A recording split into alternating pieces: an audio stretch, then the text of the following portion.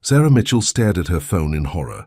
The confirmation of her rent payment, meant for her landlord, had just been sent to the wrong recipient. Not just any wrong recipient, but to William Thorne, the CEO of Meridian Enterprises, where she worked as an administrative assistant. Her trembling fingers hovered over the screen as waves of panic washed over her. A stupid autocomplete error in her email contacts had just sent her personal financial information to her boss's boss's boss. "Mommy, is something wrong?" 8-year-old Emma looked up from her homework, her wide blue eyes reflecting concern beyond her years. "No, sweetheart, just a work thing," Sarah lied, forcing a smile. The last thing she needed was for her daughter to worry too. Being a single mother, to Emma and her 10-year-old brother Jacob, was challenging enough without adding her own anxieties. To their young shoulders, their small 2-bedroom apartment in Portland was modestly furnished, but clean and cozy. Sarah had made it a home with second-hand furniture, colorful throws and framed artwork from her children. The $1,450 monthly rent was steep for her salary, but the school district was excellent. And she'd do anything to give her kids a good education. Sarah glanced at the clock. 7:30 p.m. William Thorne would surely have left the office hours ago. He probably wouldn't see the email until morning, if at all. His assistant would likely intercept it anyway. The thought provided little comfort as she imagined the humiliation of her boss seeing that she had barely managed to scrape together this month's rent after Emma's emergency dental work. Sarah sent a follow-up email, apologizing profusely for the mistake, but the damage was done. Sleep evaded her that night as worst-case scenarios played through her mind. Would he think she was unprofessional? Would this affect her upcoming performance review? She desperately needed the annual raise to keep up with the ever-increasing cost of living. Morning arrived too quickly. Sarah prepared breakfast for the kids, packed their lunches and dropped them off at school, all while maintaining a brave face. The entire drive to work, she rehearsed what she would say if the CEO mentioned the email. But William Thorne worked on the top floor of their downtown office building. Executives like him rarely interacted with administrative staff like her. The morning passed without incident. By lunchtime, Sarah had almost convinced herself that the email had been lost in the black hole of a busy executive's inbox. That's when her desk phone rang. "Sarah Mitchell, this is Marianne from Mr. Thorne's office. He would like to see you at 2 p.m. today." Sarah's stomach dropped. Did he mention what it's about? No details were provided. "Please be punctual." The line went dead. Sarah's hands began to shake. In her 3 years at Meridian, she had never once been summoned to the executive floor. She texted her friend and co-worker Lisa. "CEO wants to see me at 2. I'm freaking out." Lisa appeared at her desk moments later. "What happened?" "Nobody gets called up there unless it's really good or really bad." Sarah explained about the email mishap. "That's it? He's calling you in for that?" "Seems extreme," Lisa frowned. "Maybe it's about that marketing project you helped with last month. It did go really well." Sarah wanted to believe her friend, but anxiety gnawed at her insides. She barely touched her lunch and spent the next hour obsessively organizing her desk, a nervous habit from childhood. At precisely 1:55 p.m., Sarah stood in the elevator heading to the top floor. Her gray pencil skirt and blue blouse suddenly felt inadequate compared to the designer suit she spotted as the doors opened to a world of glass. Chrome and sweeping city views. Marianne, an impeccably dressed woman in her 50s, gestured toward a chair. "He's on a call. It shouldn't be long." Sarah nodded, perching on the edge of the seat. On the wall hung a large portrait of William Thorne. The man was younger than she expected for someone so successful, perhaps in his early 40s, with piercing grey eyes and premature silver streaking his dark hair. His business acumen was legendary.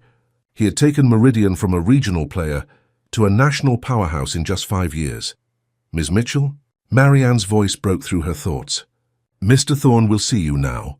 The actual William Thorne looked even more intimidating in person. He stood as she entered, his 6-foot-plus frame towering over her. But his handshake was firm and warm, and he gestured for her to take a seat across from his expansive desk. "Sarah Mitchell," he said, his voice deep and measured. "Thank you for coming up.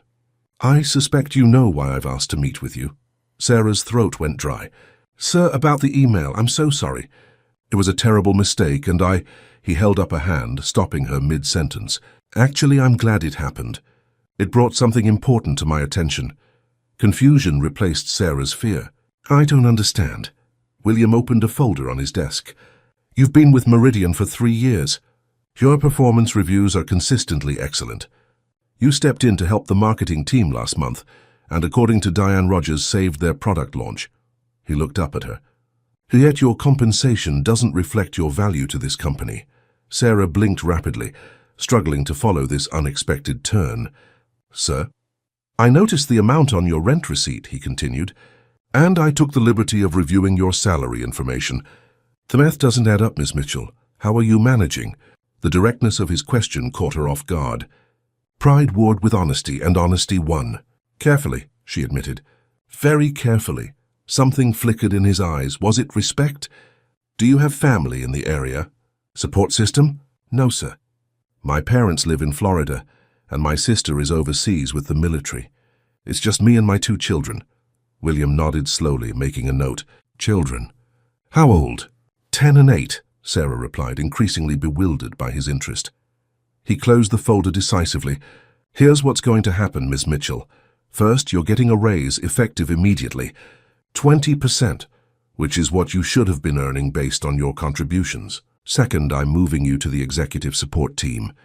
The hours are more predictable, and the compensation package includes childcare benefits. Sarah struggled to process his words. This couldn't be happening. Things like this didn't happen in real life. I don't know what to say. Say yes, he replied simply. Yes, of course, yes, but why? William Thorne's expression softened slightly. Let's just say your email reminded me of something important I'd forgotten. He stood, signaling the end of the meeting. Marianne will handle the paperwork. You'll start your new position next Monday. Sarah rose on shaky legs, murmuring thanks as she turned to leave. And Miss Mitchell? His voice stopped her at the door. I have a personal matter I could use your assistance with. Would you and your children be available this Saturday afternoon? Before Sarah could form a response, he added, I promise it's not as strange as it sounds. Marianne will provide the details. As Sarah walked back to the elevator in a daze, she couldn't help but wonder what exactly William Thorne wanted. From her and her children, and why her accidental. Email had triggered such an unexpected response. From one of the most powerful men in the city, Sarah spent the rest of the week in a daze, oscillating between excitement about her promotion and anxiety about the mysterious Saturday meeting with William Thorne. When she told her children about the raise, Jacob had immediately asked if this meant they could get a dog, a long-standing request she'd always denied due to pet deposits and the additional expense. Maybe, she'd answered cautiously, unwilling to make promises before the raise actually materialized in her bank account. Life had taught her harsh lessons about counting on money before it was in hand. By Friday evening, the details from Marianne had arrived. Mr. Thorne would send a car to pick them up at noon tomorrow. The dress code was casual, and they should plan to be out until early evening. No other information was provided, despite Sarah's cautious inquiries. Mom, what if he's secretly a kidnapper? Jacob asked as Sarah sorted through his dresser for appropriate clothes. She laughed, trying to hide her own nervousness. The CEO of a Fortune 500 company doesn't need to kidnap administrative assistants and their children, buddy. Maybe he's actually nice, Emma suggested, brushing her doll's hair. Like a Secret Santa, but not at Christmas. Secret Santa in September, Jacob scoffed. That's dumb. You're dumb, Emma retorted. Hey, Sarah intervened with the practiced patience of a single mother. We don't talk to each other that way. And Jacob, we don't call ideas dumb either. As she tucked them into bed that night, Sarah's mind raced with possibilities. What could William Thorne possibly want with them on a Saturday? Was this some sort of bizarre test? Would her job offer be rescinded if the meeting went poorly? She'd searched online for information about him, finding only business articles and a few charity event photos. Nothing personal, no wife, no children mentioned, though he wore a wedding band in the more recent pictures. Saturday arrived with perfect fall weather, crisp air, blue skies and golden sunshine that made Portland's trees glow with autumn colors. At exactly noon, a sleek black SUV pulled up outside their apartment building. The driver, an older gentleman with kind eyes, introduced himself as Frank. Mr. Thorne sends his apologies. He had an unexpected conference call, but will meet you at the destination. And where exactly is that? Sarah asked, helping Emma with her seatbelt. Frank smiled mysteriously. He asked me to keep it a surprise, ma'am. The car headed west out of the city, eventually turning onto a winding road that climbed into the hills overlooking Portland. 20 minutes later, they pulled through an impressive iron gate and up a tree-lined driveway. Whoa, Jacob breathed, pressing his face against the window. Is that his house? The house was a sprawling craftsman-style mansion with multiple wings and large windows that reflected the afternoon sun. Gardens surrounded the property, and a barn-like structure stood in the distance. As they pulled up to the entrance, Sarah's anxiety returned full force. This was clearly William Thorne's private residence. What were they doing here? The front door opened before they reached it, revealing not William Thorne, but a woman in her 70s with silver hair tied back in a neat bun and bright, intelligent eyes. You must be Sarah and the children, she said warmly. I'm Martha, William's mother. Please come in, he's just finishing his call. Sarah returned the greeting automatically, trying to process this new development as they followed Martha into an expansive living room with vaulted ceilings and a stone fireplace. Despite the grand architecture, the space felt lived in and comfortable, with well-worn leather sofas and bookshelves stuffed to capacity. Lemonade? Coffee? I've just made cookies, Martha offered. Cookies? Both children exclaimed in unison. Sarah smiled apologetically. If it's not too much trouble. Nonsense. Children should have cookies on Saturday afternoons. It's practically a law, Martha winked at Emma, who giggled in response. As Martha bustled off toward what Sarah assumed was the kitchen, she took the opportunity to study the numerous framed photographs decorating the walls and side tables. Many featured William Thorne at various ages. As a serious little boy, a lanky teenager holding sports trophies, a young man in graduation robes. In several photos, he stood alongside a woman with blonde hair and a brilliant smile. That's Caroline. William's wife, Martha said, returning with a tray of cookies and drinks. Sarah jumped, embarrassed to be caught snooping. I'm sorry, I didn't mean to. Don't apologize for curiosity. Martha waved her off. Caroline passed away 5 years ago, cancer. She was only 32. I'm so sorry, Sarah murmured, accepting a mug of coffee. Martha nodded, a shadow crossing her face before she brightened again. Now tell me about yourselves while we wait. What grade are you in, young man?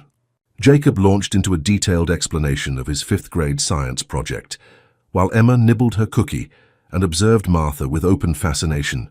Are you a grandma? Emma asked suddenly. Emma! Sarah admonished, mortified by her daughter's directness. Martha laughed. It's all right. And to answer your question, Emma, no, I'm not. William and Caroline never had children. Oh, Emma considered this. That's sad. Everyone should have kids. They're a lot of work, but Mum says we're worth it. Martha's eyes crinkled with amusement as she looked at Sarah. A wise mother indeed. I'm so sorry about all this, Sarah said softly when Jacob resumed his scientific monologue to his sister. I have no idea why Mr. Thorne invited us here. William has his reasons, Martha replied cryptically. He always does. Before Sarah could press further, the sound of a door opening drew their attention. William Thorne appeared in the archway, dressed in jeans and a casual button-down shirt, a stark contrast to his impeccable suits at the office. I apologize for keeping you waiting, he said, his commanding presence filling the room despite his casual attire. Thank you for coming, Miss Mitchell. Sarah, please, she replied automatically. Sarah, he acknowledged with a nod. And you must be Jacob and Emma. Jacob straightened his shoulders. Yes, sir. Emma simply stared, seemingly intimidated by the tall man's presence. William's expression softened as he addressed the children. I hear you're quite the scientist, Jacob. And Emma, my mother tells me you have excellent taste in cookies. Emma nodded solemnly. The chocolate ones are best. A ghost of a smile touched William's lips. Indisputably correct. He turned to Sarah. I imagine you're wondering why I asked you here today. The thought had crossed my mind, she admitted. He gestured toward the back of the house. Perhaps it's best if I show you. Curious and increasingly confused, Sarah and the children followed William through the house and out onto a large covered patio that overlooked rolling hills and a small lake. But it wasn't the view that captured their attention. It was the elderly golden retriever struggling to rise from a plush dog bed. This is Rusty, William said, his voice gentle as he knelt beside the dog. He's been with me for 12 years, but he's facing some health challenges now. Rusty wagged his tail weakly, grey muzzle lifting as William scratched behind his ears. He's beautiful, Sarah said, genuinely moved by the evident bond between the man and his dog. Jacob approached cautiously. Is he sick? William nodded. Arthritis and a heart condition. The veterinarian visits twice weekly, but... He paused, seeming to choose his words carefully. I travel frequently for business, too frequently to provide the attention and care Rusty needs in his final months. Understanding began to dawn on Sarah. Mr. Thorne, William, please. William, she corrected. Are you looking for someone to care for Rusty? In a manner of speaking. He stood, hands sliding into his pockets. When I received your email, I noticed your address. Your apartment complex is actually a property owned by one of Meridian's subsidiary companies. Sarah blinked in surprise. She hadn't known that. The building has a strict no-pets policy, he continued, which, as the majority shareholder, I have the authority to waive in special circumstances. You want us to take care of your dog? Jacob asked, eyes wide with excitement. William held up a hand. It's not quite that simple. Rusty needs specialized care and wouldn't do well with the stairs in an apartment. What I'm proposing is something different. He gestured toward the property. My mother lives here alone since my father passed. I divide my time between here and a downtown condo closer to the office. We have a caretaker's cottage on the property, 3 bedrooms, fully furnished. It's currently vacant. Sarah's breath caught as she began to understand what he was suggesting. The position comes with the living accommodation, a utility bills covered, and a salary commensurate with your new role at Meridian, William explained, his business-like tone at odds with the unusual proposal. So in exchange, you and your children would help care for Rusty and provide some companionship for my mother, who refuses to admit she shouldn't be living alone at her age. I heard that, Martha called from the doorway, arms folded but eyes twinkling. William's expression softened momentarily as he looked at his mother. The arrangement would be temporary, 6 months to start, but could be extended by mutual agreement. Sarah's mind raced. A fully furnished cottage? No rent or utilities. The children would have space to play, clean country air, and if she understood correctly, they could even get a dog of their own eventually. It seemed too good to be true. Why me? She asked, voicing the question that had been bothering her since their meeting in his office. You could hire professional caretakers for both Rusty and your mother. William's grey eyes held hers steadily. Your email was a wake-up call, Sarah. A reminder that behind every name on our payroll is a person with real struggles and responsibilities. Your honesty about your situation was refreshing. He glanced at Jacob and Emma, who were now cautiously petting Rusty under Martha's supervision. And truthfully, this house needs children in it again. The statement hung in the air, laden with unspoken grief. May I have some time to think about it? Sarah asked, overwhelmed by the offer and its implications. William nodded. Of course. But I should mention one thing before you decide. What's that? There's a local school bus that stops at the bottom of our driveway. The district has an excellent gifted program that Jacob might qualify for, given his interest in science. Sarah stared at him, wondering how much research he had done on her family in the past week. The thought should have been unsettling, but strangely it wasn't. Instead, she felt a peculiar sense that she and her children had suddenly become visible after years of struggling silently. As she watched Jacob and Emma laugh while Rusty licked their hands, Sarah couldn't help but wonder if her mistaken email had led them to exactly where they were meant to be, or if this was simply too good to be true. The cottage exceeded all of Sarah's expectations. Nestled among maple trees at the edge of the property, the stone building featured large windows, wooden beams, and a wraparound porch complete with a swing. Inside, the furnishings were tasteful but comfortable, nothing ostentatious, just well-crafted pieces that looked both elegant and lived in. It was the kind of home Sarah had always dreamed of, but never imagined she could afford. Mom, my room has a window seat, Emma called from upstairs. And there are books already here. Jacob's excited voice followed. Mine has a desk with a telescope. A real telescope. Sarah stood in the kitchen, running her hand along the granite countertop in disbelief. After touring the property with Martha yesterday, she'd spent a sleepless night weighing William's offer. By morning, her practical concerns had been overwhelmed by the undeniable benefits for her children. She'd called the number William had given her and accepted his proposal. Now, just one day later, they were moving in. The speed of the change was dizzying, finding everything you need. Martha appeared in the doorway carrying a basket of fresh muffins. "It's perfect," Sarah admitted.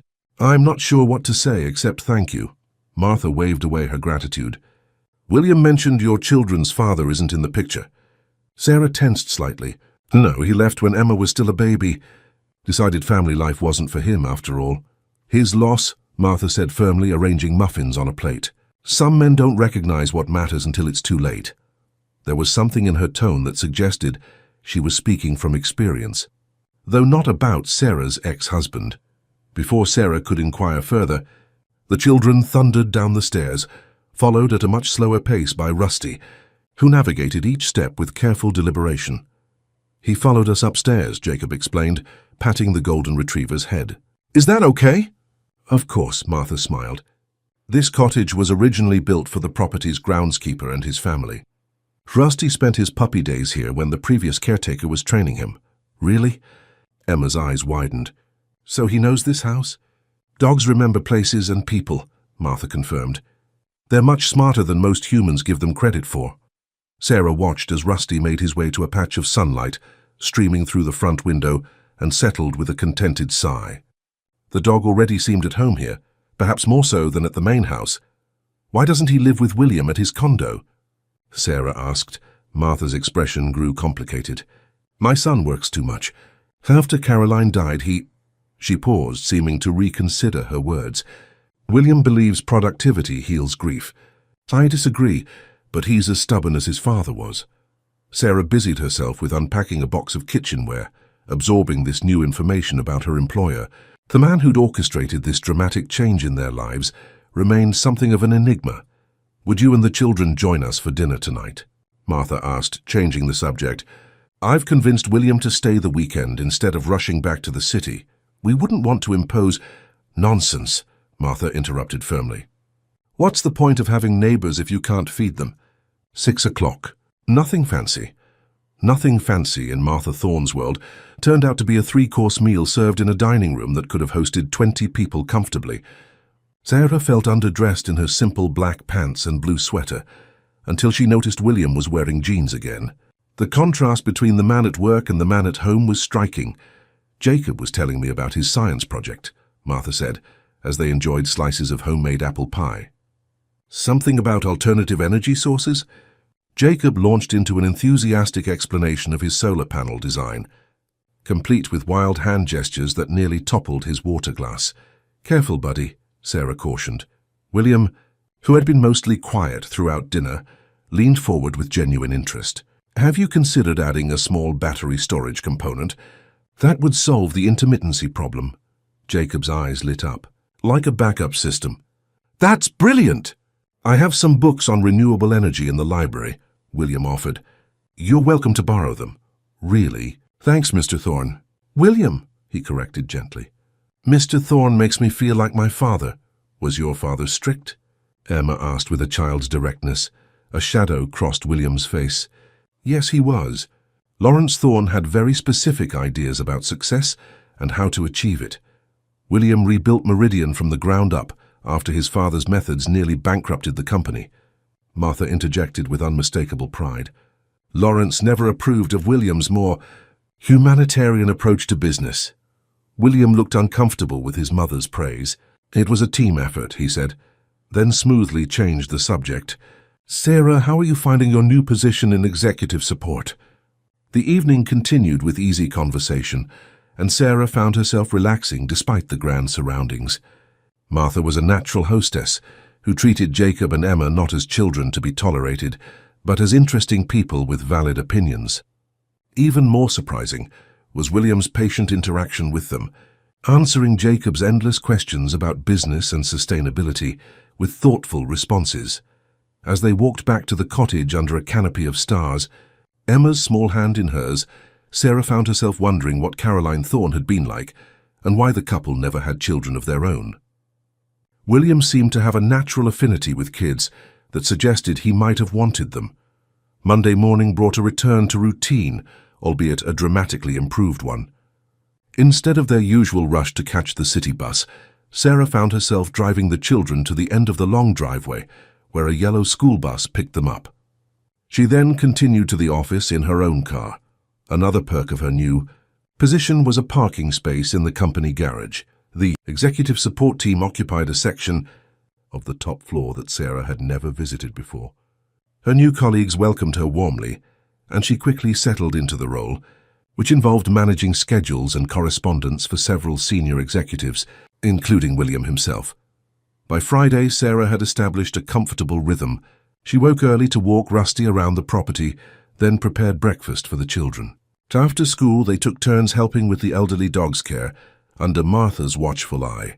Evenings were spent in the cottage, completing homework and enjoying the peaceful surroundings. William remained a distant figure, appearing only on weekends and even then, often disappearing into his home office for hours.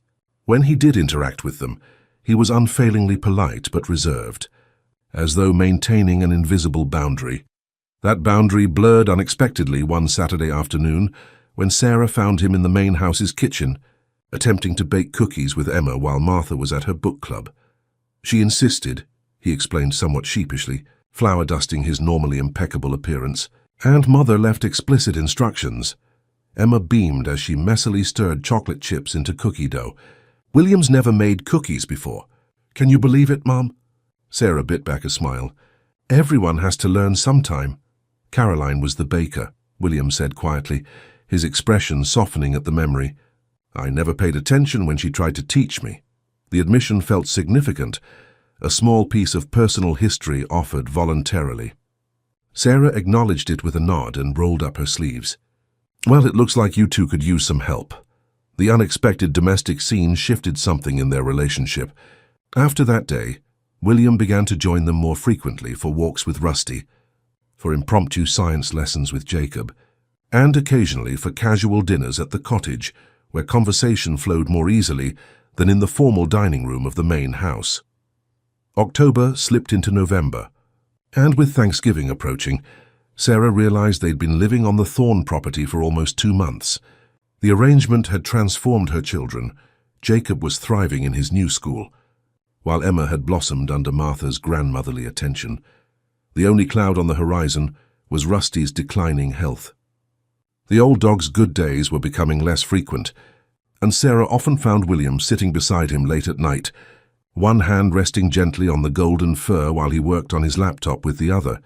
He was a wedding gift from Caroline, William explained one evening when Sarah brought him coffee during one such vigil. She grew up with golden retrievers and couldn't imagine a home without one. Sarah settled into a chair opposite him. You must miss her very much. William's gaze remained on Rusty. Every day.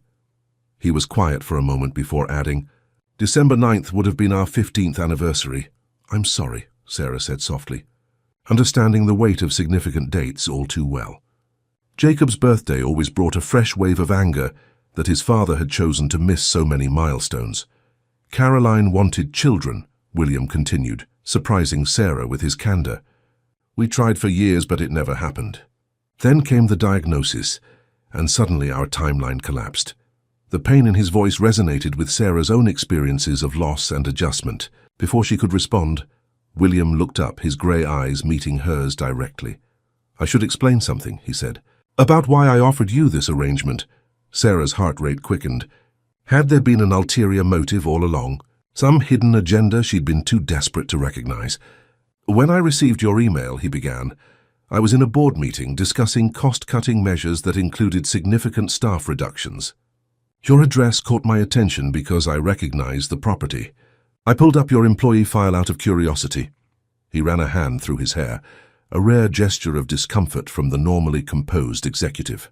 Your salary was barely adequate for a single person, let alone a family of 3, and yet your performance reviews were exemplary.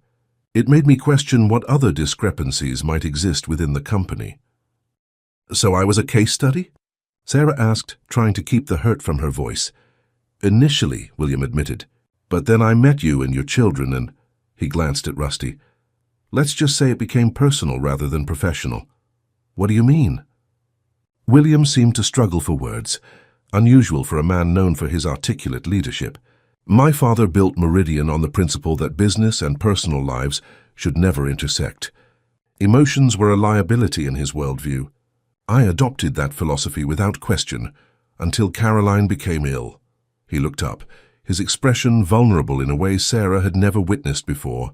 She made me promise to live differently, to recognize that behind every business decision are real people with real lives. I've tried, with varying success. Your email was a stark reminder of how far I still have to go. The raw honesty of his confession left Sarah momentarily speechless. This was not the calculated businessman she'd expected, but a man wrestling with grief and purpose. Before she could formulate a response, Martha appeared in the doorway, her expression grave. "William, it's Richard Graham on the phone. He says it's urgent."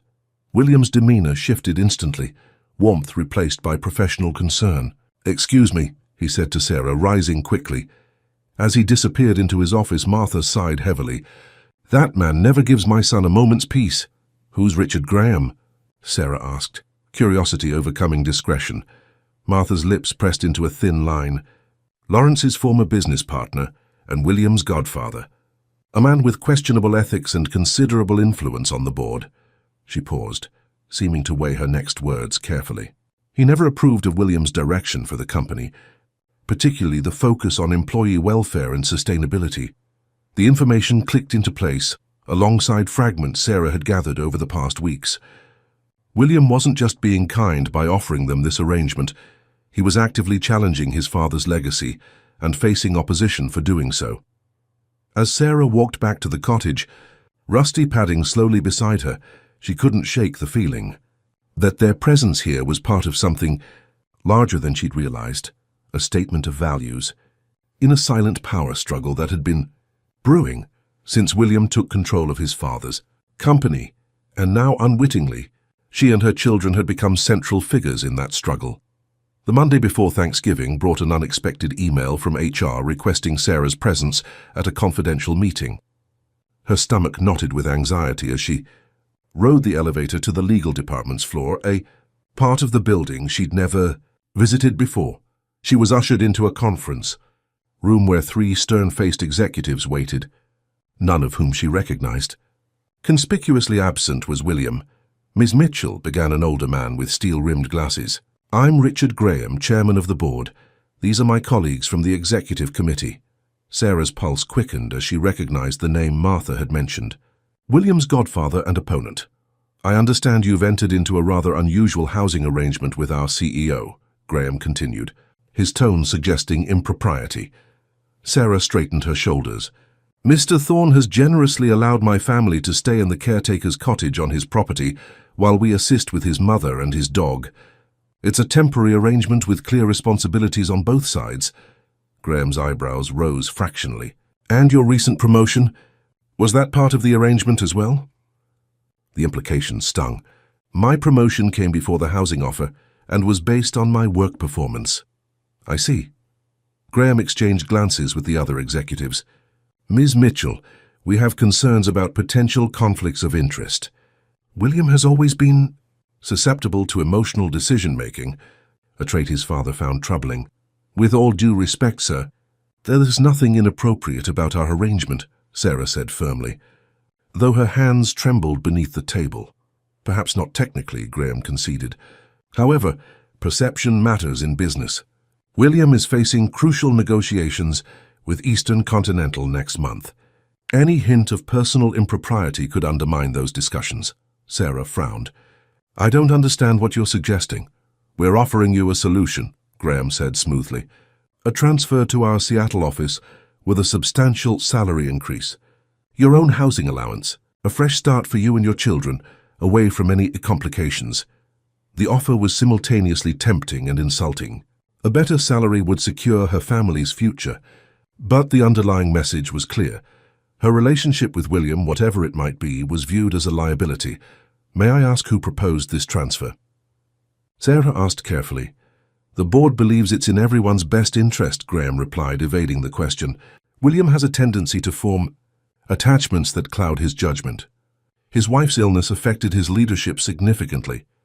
We cannot afford another distraction. The callous reference to Caroline sent a wave of anger through Sarah. Does William know about this meeting? Graham's silence was answer enough. I appreciate the offer, Sarah said, rising from her chair, but I'll need to discuss it with Mr. Thorne before making any decisions. That would be inadvisable, Graham warned. This opportunity may not remain available if you involve him. Then I guess I'll have to take that risk, Sarah replied, summoning courage she didn't know she possessed. Good day, gentlemen. She managed to maintain her composure until she reached the ladies' room, where she locked herself in a stall and took several deep breaths. The meeting had revealed forces at work beyond her understanding. Graham clearly viewed her as a pawn in some larger corporate game. Should she tell William? Would that make things worse for him? For her children? The cottage had become home in a way their apartment never had. The thought of uprooting them again, especially to a new city, was painful. Her phone buzzed with a text from Martha. Come home early if possible. Rusty isn't doing well. Personal crisis temporarily overshadowed professional intrigue. Sarah informed her supervisor she needed to leave for a family emergency and drove straight to the Thorne estate. She found Martha and the children in the cottage, gathered around Rusty's bed. The old dog's breathing was labored, his eyes cloudy but still tracking movement. The vet's been here, Martha explained quietly. It's time. William is flying back from Chicago, but his plane doesn't land for another 3 hours. Sarah's heart sank. What did the vet say? That we should make him comfortable. That waiting might mean suffering. Jacob looked up, tears streaming down his face. We can't let him hurt, Mom. Emma was silently stroking Rusty's ears, her small face solemn with understanding beyond her years. Sarah knelt beside her children. I know this is hard. Rusty has been a wonderful friend, but sometimes the kindest thing we can do for those we love is let them go when it's time. William should be here, Martha said, distress evident in her voice. Sarah checked her watch, calculating. Even if William's plane landed on schedule and he drove directly here, it might be too late. The thought of Rusty suffering while they waited was unbearable. Let me call him, she suggested. William answered immediately, background noise suggesting he was still at the airport. When Sarah explained the situation, his voice broke slightly. Put the phone on speaker. By his ear. She did as requested, watching as Rusty's tail thumped weakly at the sound of his master's voice.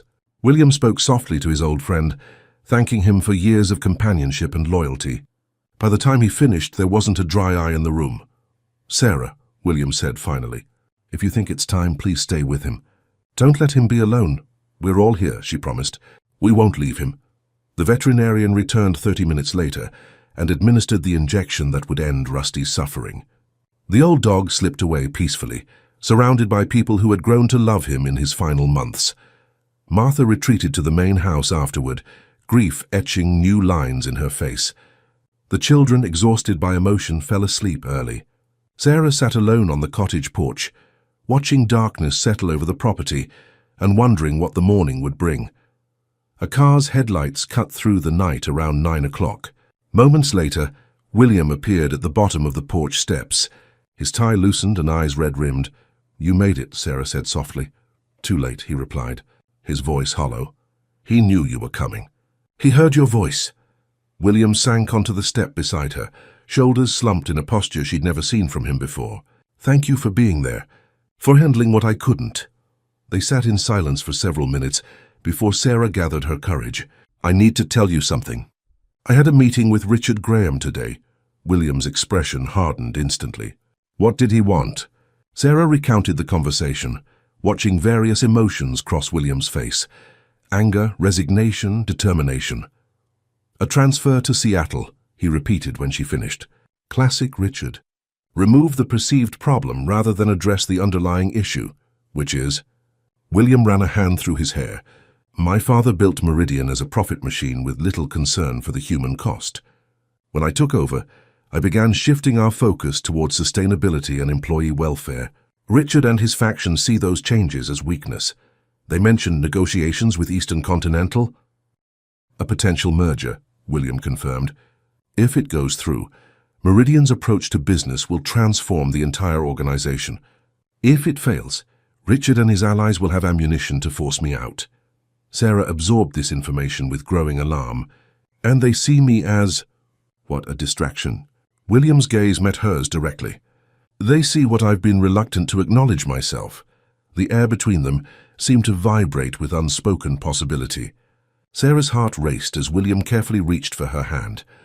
My father believed personal and professional lives must remain strictly separate, he continued. I accepted that philosophy until Caroline showed me its flaws. When she died, I retreated into work because it was safer than facing grief. His fingers tightened around hers. Your email, that simple mistake, forced me to see what I'd been ignoring. That people aren't just resources or assets. They're messy, complicated, and infinitely valuable. William, Sarah began, uncertain where this conversation was heading.